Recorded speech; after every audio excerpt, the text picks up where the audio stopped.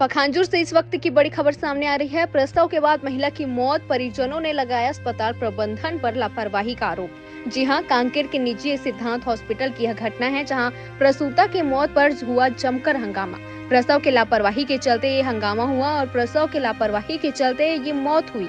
परिजनों ने जमकर हंगामा किया। कोतवाली थाना के ये घटना है, जहां निजी अस्पताल डिलीवरी के लिए उक्त महिला को भर्ती करवाया गया था, लेकिन जान नहीं बच सका।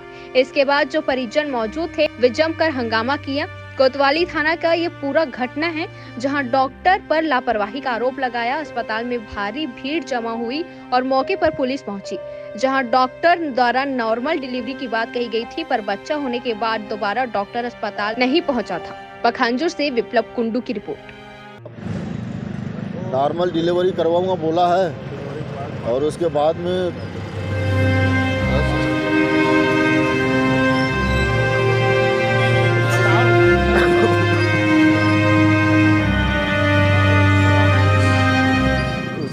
भाई डॉक्टर साहब चले गया। उसके बाद में रात के 3 बजे आया भाई।